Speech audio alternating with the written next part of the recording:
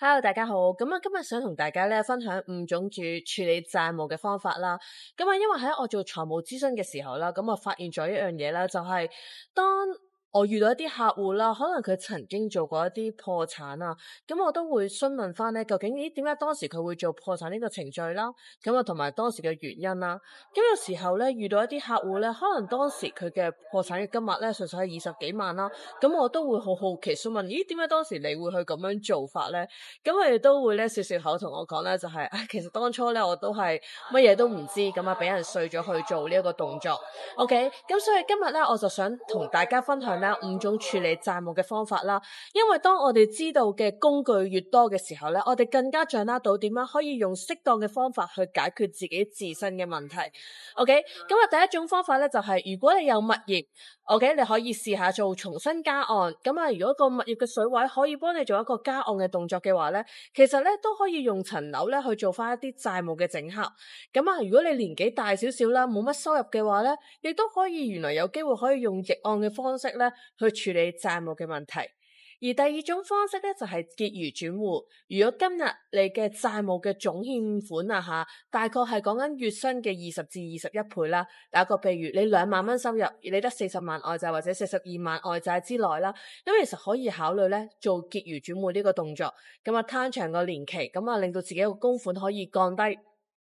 而第三種類咧係啲乜嘢咧？就係債務舒緩。如果前面嗰2種你都冇辦法做到嘅話咧，咁你可以試下呢一個第三嘅方法，就係做一個舒緩，就係同唔同嘅銀行同埋財務機構咧，就同翻佢哋講翻我哋而家咧因為債務嘅問題啦，希望可以做到一個舒緩嘅計劃，就係逐個銀行、逐個機構去傾嘅。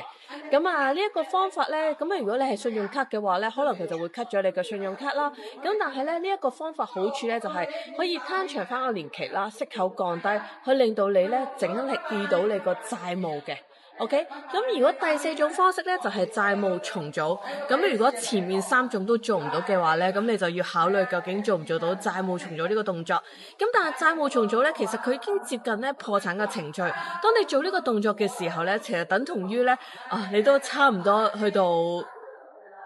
破產啦，OK，但係有個好處就係，對於一啲敏感嘅行業啦，例如佢係攞住一啲牌照啊，攞住銀行啊，攞住地產機構嘅一啲牌照咧，有機會咧，因為佢嘅牌照，如果萬一佢真係破咗產嘅話咧，而冇咗呢一啲咁嘅牌照，所以咧有啲人咧都傾向於咧，如果可以做到債務重組，佢都用債務重組嘅方式。但係前面4類都做唔到嘅話咧，我哋先至會再考慮咧，究竟會唔會真係選擇做破產呢個動作啦。所以咧，其實如果我哋可以嘅話咧，一定係用最簡單、最輕易嘅方法去處理自己嘅債務啦。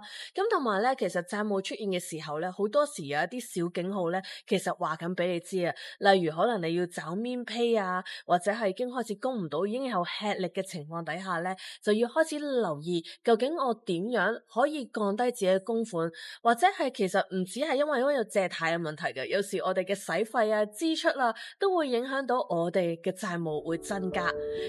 希望呢一個分享可以幫到大家啦，拜拜。